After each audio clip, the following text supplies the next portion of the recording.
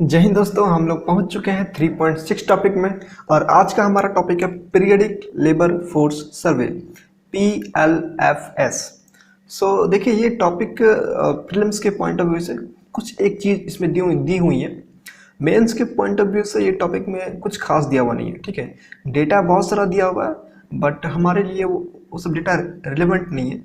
क्योंकि अगर आप 21 में दे रहे हो तो हो सकता है रिलेवेंट हो, लेकिन अगर 22-23 में दे रहे हो तो बिल्कुल भी रिलेवेंट नहीं है सारा डेटा। Okay okay. तो ये जो रिपोर्ट है, ये जो सर्वे है, ये बेसिकली NSO करता है। NSO पहले हम लोग देख लेते हैं क्या चीज़ है।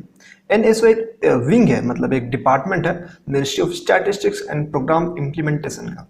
ये वही मिनिस्ट्री है जो MPLAD स्कीम को भी इम्प्लीमेंट करता है। ठीक है, हमने एक टॉपिक में किया हुआ है MPLAD स्कीम के बारे में सब कुछ, तो वहाँ पर भी इसका मेंशन था। ओके, तो इसका रिस्पॉन्सिबिलिटी क्या क्या है NSO का, नेशनल स्टैटिस्टिकल ऑफिस। इस तरीके से नाम से समझ में आता है हमें कि ये बेसिकली स्टैटिस्टिक्स का जो भी प्रॉब्लम है, जो भी काम है, वो सारा काम ये करता होगा। ठीक है, डेटा से रिलेटेड जो काम है, डेटा को एक्वायर करना, उसको प्रोसेस करना, उसको अपलोड करना, सब कुछ। ओके, तो यहाँ पे लिखा हुआ lays down and maintains norms and standards in the field of statistics. ये भी एक काम करता है। मान लीजिए कि स्टैटिक्स में जैसे GDP कैलकुलेट करना है, तो किस तरीके से कैलकुलेट करना है, उसका जो फॉर्मूला होगा कैसे होगा, कि पहले जो फॉर्मूला होता था वो अलग होता था। ठीक है, और जो बाहर जो तरीका है ना GDP को कैलकुलेट करने का, वो अलग है, और हमारे कंट्री में GDP को कैलकुलेट करने का फॉर्मूला अलग है। ठीक है, तो ये जो फॉर्मूला बताएगा, ये गवर्नमेंट के अंडर में ये मिनिस्ट्री आती है, तो गवर्नमेंट इसको बोलता है ये कीजिए, लेकिन सारा काम ये मिनिस्ट्री करती है। Okay, it publishes annual estimates of national product. National product का मतलब आप समझ लीजिए कि एक तरीके से आप, ये एक ब्रॉडर टर्म है। जो भी गवर्नमेंट खर्चा करती है, जहाँ भी गवर्नमेंट पैसा कमाती है, जहाँ भी सेविंग्स होता है, सारा का सारा डेटा को ये एनुअली पब्लिश करती है। Okay, maintains liaison with international statistical organisation. मतलब जो भी इंटरनेशनल स्टैटिस्टिकल ऑर्गेनाइजेशन है, जैसे कि united nation statistical division UNSD, IMF मतलब इंटरनेशनल मॉनेटरी फंड, ILO मतलब इंटरनेशनल लेबर ऑर्गेनाइजेशन। तो ये सारे के सारे जो भी ऑर्गेनाइजेशन है, सबके साथ कोऑपरेट करती है। ओके, देखिए, releases the index of industrial production every month. तो हर महीना इंडस्ट्रियल प्रोडक्शन, मतलब ये इंडेक्स क्या है ना, कितना कितना प्रोड्यूस कर रहा है, कौन कौन सा सेक्टर में, कौन कौन सा इंडस्ट्रीज, तो उसके बारे में ये सारा डेटा निकालती है हर month. Okay, annual survey of industries, मतलब हर मंथ तो निकालती है, और एक साल का एक बार भी निकालती है। Okay, conducts periodic all India economic census. ठीक है, तो ये बेसिकली एग्रीकल्चर और नॉन एग्रीकल्चर दोनों आ गया, इसमें सिर्फ और सिर्फ नॉन एग्रीकल्चर आ गया। ओके, तो ये सब करती है। ये तीनों में से कोई एक याद कर लेंगे तो हो जाएगा हमारा काम। ओके, ये एक हो जाएगा, ये दो हो गया, और ये तीन हो गया। ओके, ये तो बेसिकली कॉमन टर्म है, आप डिफरेंशियल में लिख सकते हो।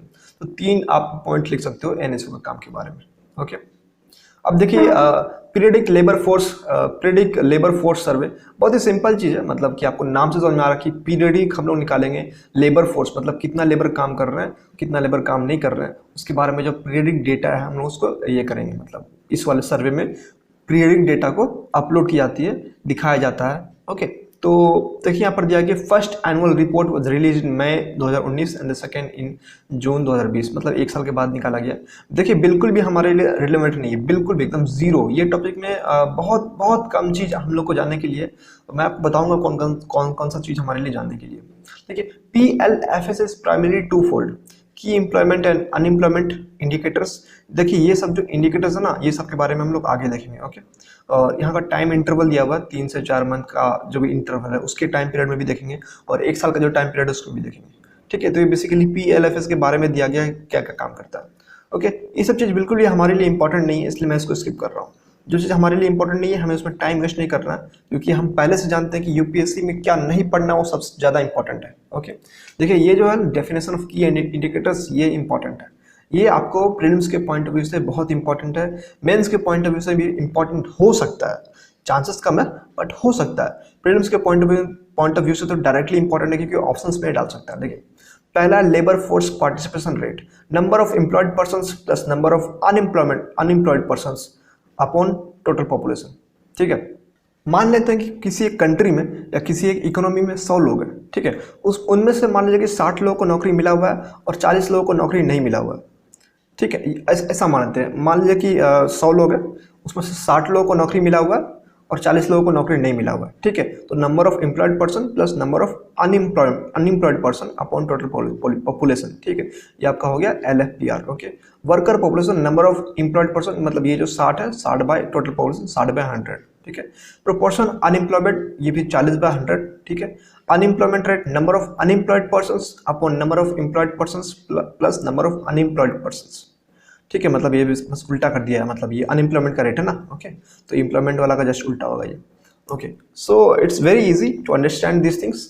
ओके, यहाँ पर एक चीज दिया वर्किंग और सीकिंग और अवेलेबल फॉर वर्क। देखिए एक यहाँ पर कंसेप्ट छुपा हुआ है, ठीक है। यहाँ पर एक नंबर ऑफ अनएम्प्लॉयड पर्सन में एक कंसेप्ट छुपा हुआ है, और ये कंसेप्ट ये है कि मान लीजिए कि 100 लोग हैं, उसमें से 60 लोगों को काम मिला हुआ है और 40 लोगों को काम नहीं मिला हुआ, लेकिन इसमें से कुछ ऐसे लोग होंगे जिनको काम करना ही नहीं होगा, ठीक है। मान लीजिए कि बूढ़े लोग होंगे, उनको काम करना ही नहीं है, उनको मतलब उनके बेटा लोग कमा के दे रहा है तो उनको काम करना नहीं है, तो उनको इसमें काउंट नहीं करना है।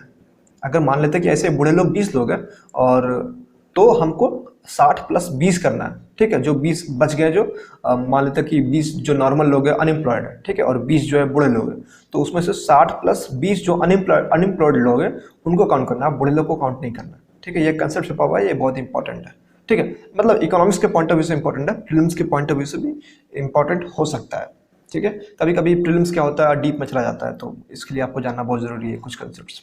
देखिए यहाँ पर देखिए एक्टिविटी स्टेटस दिया हुआ, user status, CWS, principal activity status and subsidiary economic activity status. मतलब ये दोनों है जो इसमें इंपॉर्टेंट है, बाकी ये दोनों उतना इंपॉर्टेंट नहीं है।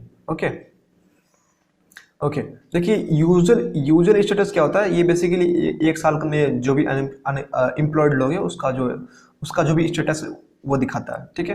करंट वीकली स्टेटस, मतलब जो अगर 7 दिन के अंदर में अगर आपका नौकरी लगा है, नहीं नौकरी लगा है, सबका जो डेटा है ये दिखाता है, CWS। Okay, principal activity status, मान लीजिए कि एक साल में आप मान लीजिए कि 2-3 महीना काम किए हो, ठीक है, तो वो वाला स्टेटस ये दिखाएगा। Okay, subsidiary economic activity status, अगर 30 दिन से ज़्यादा तक के लिए काम किए हो तब इसमें आएगा डेटा, ठीक है। तो मेरे हिसाब से ये दोनों इंपॉर्टेंट है, ये दोनों उतना इंपॉर्टेंट नहीं है। ओके, अब देखिए डेटा पे आते हैं। डेटा मेरे लिए बिल्कुल भी इंपॉर्टेंट नहीं है, मैं एक भी डेटा इस टॉपिक से याद करने वाला नहीं हूँ, क्योंकि मैं 2023 में देने वाला हूँ और इसमें सारा का सारा डेटा 2019 और 2020 का दिया हुआ है, ठीक है, ठीक है। तो ये जो बंदा 21 में दे रहा है ना, उसके लिए भी रिलेवेंट नहीं है, ठीक है, उसके लिए भी रिलेवेंट नहीं है, क्योंकि 21 में दे रहा हो, कोरोना आया हुआ है और सारा का सारा डेटा एकदम उलट पुलट हो गया, तो मुझे नहीं लगता कि ये 2021 वालों के लिए भी इम्पोर्टेंट होगा, ठीक है। मैं फिर भी बता देता हूँ आपको, UR फेल टू 4.8%, मतलब अनएम्प्लॉयमेंट रेट 4.8% हो गया। पहले कितना था 5.8%, 2018 से 2019 तक 1% घटा, लेकिन अभी वापस देखिएगा अनएम्प्लॉयमेंट रेट बढ़ गया, तो उसका डेटा यहाँ पर नहीं दिया हुआ, इसीलिए मेरे लिए इंपॉर्टेंट नहीं है। Okay, UR among youth in 15 से 19 एज ग्रुप इज 15%, बोल रहा कि 15% है, मतलब अनएम्प्लॉयमेंट रेट 15 से 29 एज ग्रुप के लोगों के लिए। तो ये भी इंपॉर्टेंट नहीं है, क्योंकि अभी कोविड-19 आया, सब कुछ बदल गया हुआ एकदम, everything is changed, so it is not relevant for us. Okay, WPR improved. WPR का मतलब मैं बता देता हूँ आपको। WPR देखिए यहाँ पर दिया हुआ, worker population ratio, number of employed persons upon total population, मतलब अगर हम 60 मानते हैं, 60/100 is equal to worker population ratio. Okay, so देखिए वर्कर पॉपुलेशन हैज इम्प्रूव्ड, लेकिन अगर ये 2019-20 का दिया हुआ है, 2019-20 का हमारे लिए रिलेवेंट नहीं है, तो इसमें से मैं एक भी डेटा याद नहीं करने वाला हूँ, इसलिए मैंने आपको पहले ही बता दिया, ठीक है।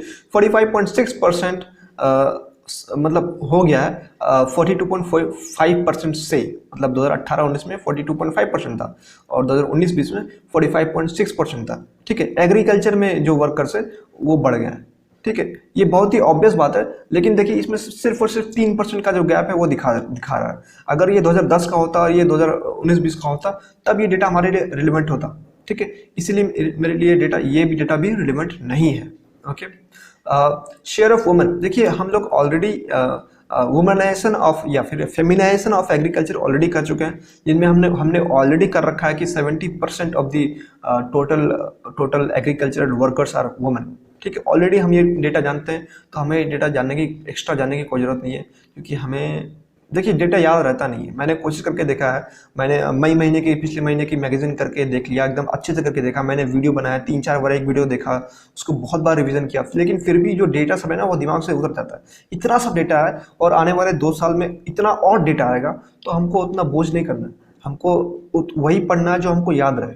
ठीक है, यूपीएससी में सबसे इंपॉर्टेंट है क्या नहीं पढ़ना है, मैं बार बार इसको दिमाग में घुमाता रहता हूँ। ठीक है, इसलिए मुझे हेल्प होता है कि भाई इसको इग्नोर करो, इसको इग्नोर करो। Okay, number of books is not important, one book is very important.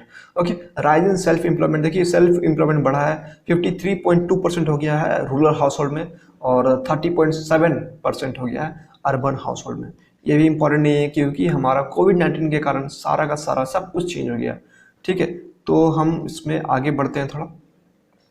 देखिए फीमेल LFPR मतलब लेबर फोर्स पार्टिसिपेशन रेट, ये भी हमारा इंक्रीज किया है। ठीक है, आप ये लिख सकते हो, लेकिन मुझे नहीं लगता कि ये लिखना चाहिए।